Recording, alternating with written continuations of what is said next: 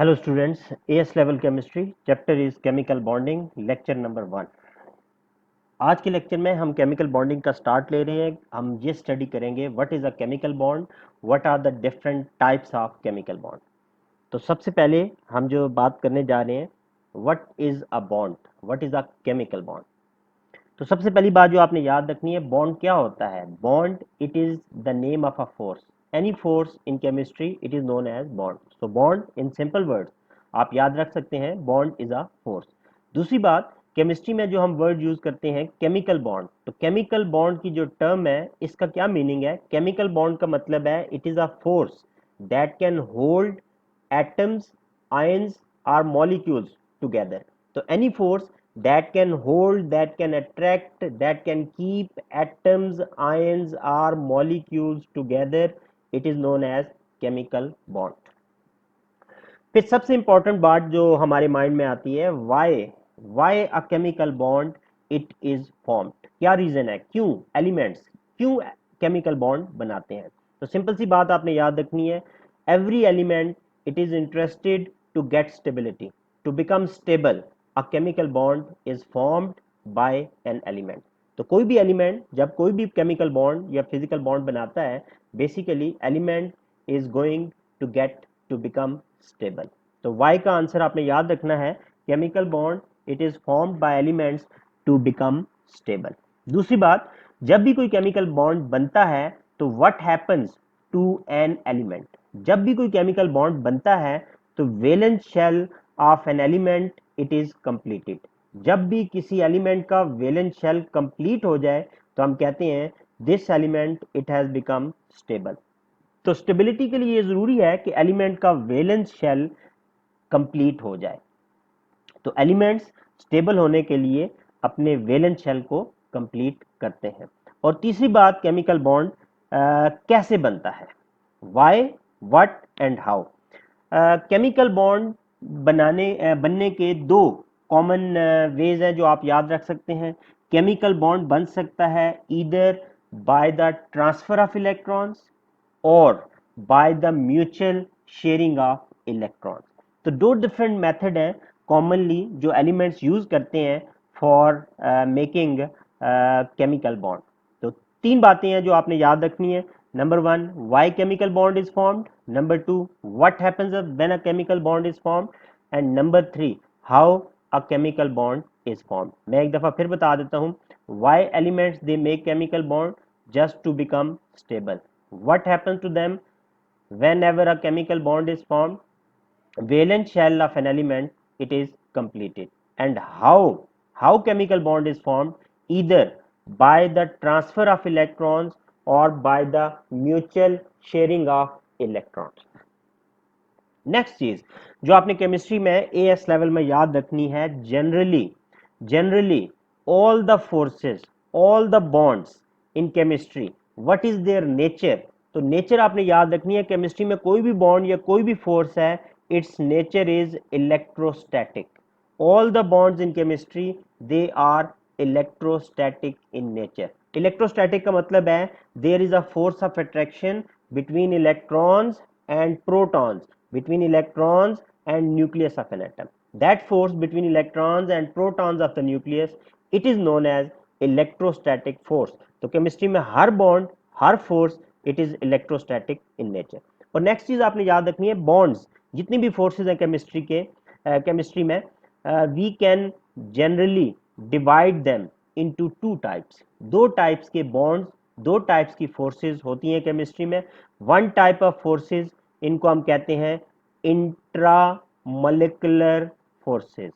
Intra molecular forces, these are one type of forces. Other type of forces, general type of forces are known as intermolecular forces. सो आपने याद रखना है chemistry में जब जब भी कोई बॉन्ड या फोर्स हम स्टडी करते हैं तो वो बॉन्ड या तो इंट्रामोलिकुलर बॉन्ड होता है या फिर इंटरमोलिकुलर बॉन्ड होता है।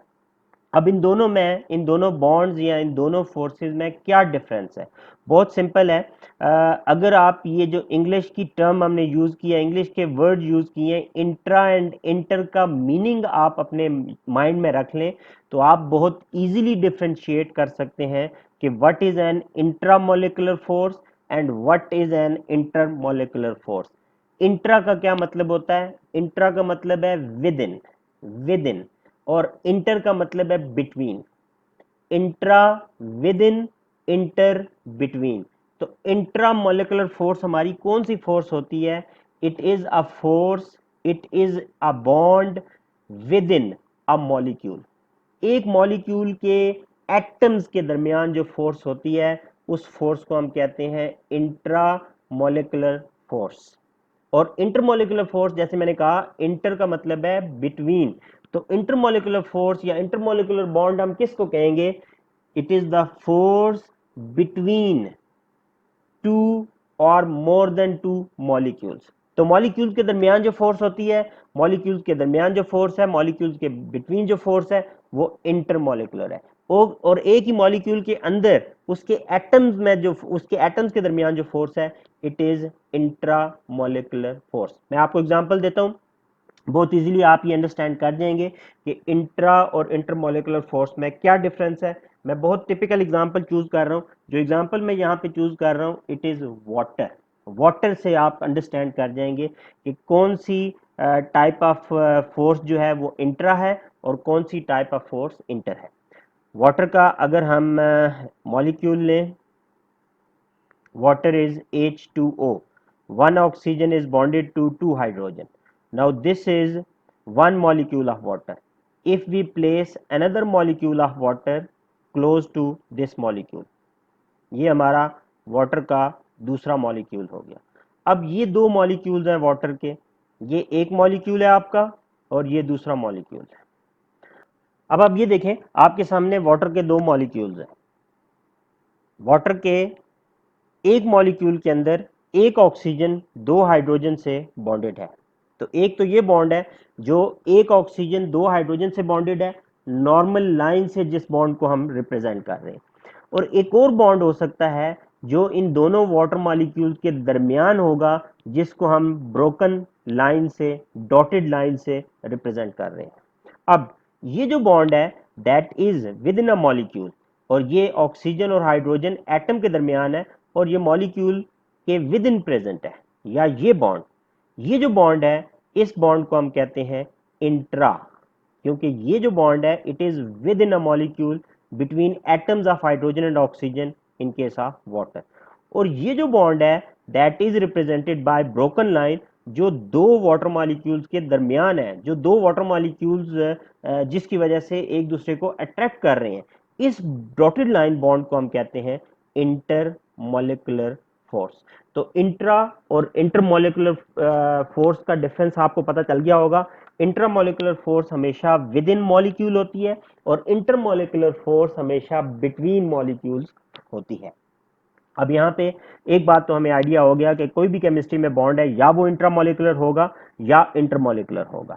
दूसरी बात यहाँ पे जो स्ट्रेट फॉरवर्ड आपको समझ आ जानी चाहिए, अगर कभी भी आपको ये कहा जाए कैसे आप स्ट्रेंथ कंपेयर कर सकते हैं इंट्रामोलिकुलर बॉन्ड की और इंटरमोलिकुलर बॉन्ड की, तो स्ट्रेंथ को कंपेयर करने का बहुत सिंपल तरीका जो आप याद रख सकते हैं कि जो इंट्रामोलिकुलर बॉन्ड है, इंट्रामोलिकुलर फोर्स है, ये हमेशा स्ट्रॉन्गर होती है देन इंटरमोलिकुलर फोर्स। बड़ी सिंपल सी एक तो चीज आपको नजर आ रही है डायग्राम में, अगर आप देखें जो इंट्रामोलिकुलर फोर्स थी हमने उसको नॉर्मल लाइन से रिप्रेजेंट किया और जो इंटरमोलिकुलर फोर्स है उसको डॉटेड ब्रोकन लाइन से इंडिकेट किया। ब्रोकन लाइन का ये मतलब निकल रहा है कि ये लाइन थोड़ी सी वीक है, तो ये फोर्स वीक है।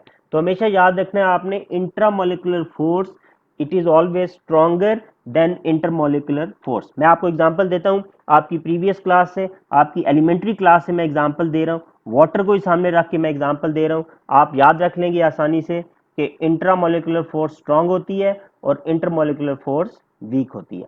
देखिए वाटर अगर हम लें, liquid water, water room temperature पे लिक्विड है, आप वाटर को हीट करना शुरू कर दें तो what will happen, water will start boiling. Water boils at which temperature? अगर हम लिक्विड वाटर को हीट करें तो लिक्विड वाटर बॉयल होना शुरू हो जाता है 100 डिग्री सेल्सियस पे।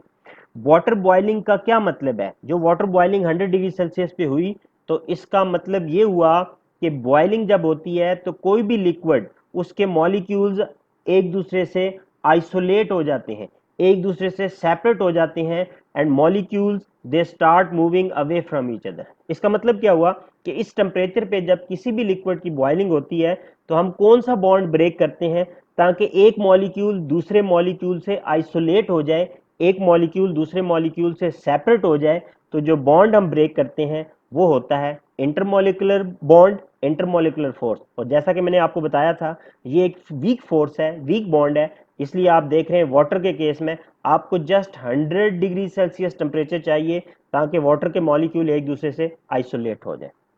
इसके मुकाबले में आपने ये भी पढ़ा हुआ है अपनी एलिमेंट्री क्लासेस में कि वाटर के मॉलिक्यूल को हम अगर ब्रेक करें, वाटर के एक मॉलिक्यूल को ब्रेक करें, तो वाटर का मॉलिक्यूल ब्रेक होके it is converted into hydrogen gas and oxygen gas. Water हमेशा बनता हाइड्रोजन और ऑक्सीजन गैस से है। जब वाटर को हम ब्रेक करेंगे, breaking of water, this process is known as decomposition. जब वाटर की डिकम्पोजिशन होगी तो वाटर दोबारा कन्वर्ट हो जाएगा हाइड्रोजन गैस में और ऑक्सीजन गैस में। जिस प्रोसेस से हम वाटर को ब्रेक कर सकते हैं इसको हम कहते हैं इलेक्ट्रोलिसिस।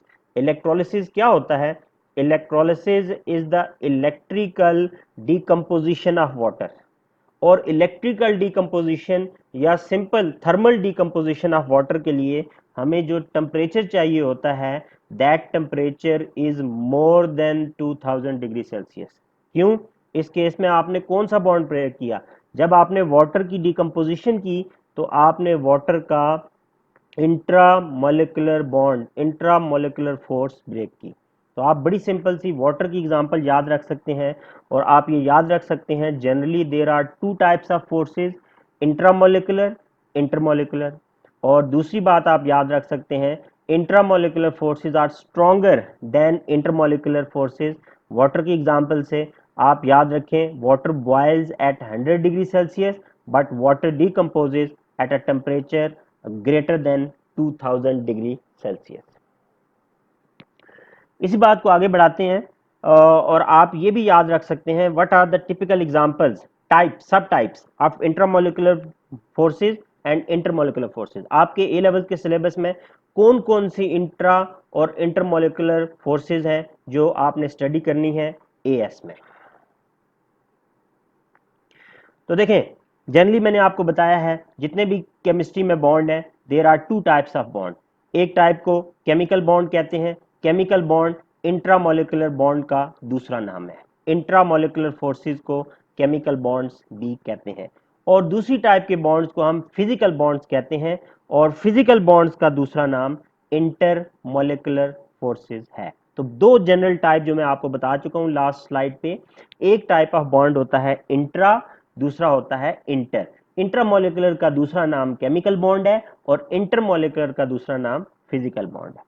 अब इंट्रामोलिकुलर बॉन्ड्स, केमिकल बॉन्ड्स में कौन कौन सी एग्जांपल्स हैं जो हमने डिटेल में डिस्कस करनी है एएस में? तो चार एग्जांपल्स हैं जो आपने याद रखनी है। कुछ आपने ये टाइप्स पढ़ी हुई हैं। आयोनिक बॉन्ड हम स्टडी करेंगे under the heading of chemical bond. Ionic bond it is also known as electrovalent bond. Covalent bond study करेंगे हम, dative covalent bond that is also known as coordinate covalent bond, ये study करेंगे। और number 4 हम study करेंगे metallic bond. तो ये चार टाइप की बॉन्डिंग हम डिटेल में स्टडी करेंगे जो हमारे एएस और ए2 के सिलेबस में है। और यही चार टाइप्स होती हैं केमिकल बॉन्ड की या इंट्रा मोलिकुलर फोर्सेज की। फिजिकल बॉन्ड या इंटरमोलिकुलर फोर्सेस की भी चार टाइप्स हैं, चार सब टाइप्स हैं केमिस्ट्री में। वो कौन कौन सी चार सब टाइप्स हैं? एक सब टाइप होती है फिजिकल बॉन्ड या इंटरमोलिकुलर फोर्सेस की आयन डाइपोल इंटरेक्शन। दूसरी फोर्स होती है हाइड्रोजन बॉन्ड्स। तीसरी फोर्स है परमानेंट डाइपोल डाइपोल इंटरेक्शन। और चौथी टाइप ऑफ फिजिकल बॉन्ड जो केमिस्ट्री में हम स्टडी करते हैं, induced dipole dipole interaction, also known as London forces. अब देखिए, आपने जनरल जो बात याद रखनी है, इस लेक्चर में हमने जो चीज स्टडी की कि केमिस्ट्री में जनरली जितने भी बॉन्ड्स या जितनी भी फोर्सेस हैं, they can be divided into two types. एक टाइप की फोर्सेस को हम इंट्रामोलिकुलर या केमिकल बॉन्ड बोलते हैं, और दूसरी टाइप की फोर्स या बॉन्ड को हम इंटरमोलिकुलर बॉन्ड या फिजिकल बॉन्ड बोलते हैं। और इन दोनों टाइप्स की सब टाइप्स चार हैं जो आपने याद रखनी है। केमिकल बॉन्ड की चार type: ionic, covalent, dative covalent and metallic. और फिजिकल में ion dipole, hydrogen bonds, permanent dipole dipole, temper induced dipole dipole interaction are और लंदन फोर्सेस। मैं उम्मीद करता हूँ आज का लेक्चर आपको समझ आ गया होगा। किसी किस्म के भी प्रॉब्लम की सूरत में आप अपना फीडबैक कमेंट्स में दें। जो भी क्वेश्चन होगा मैं उसको कोशिश करूँगा जितनी जल्दी पॉसिबल हो उसका आंसर दे दूँ। Thank you.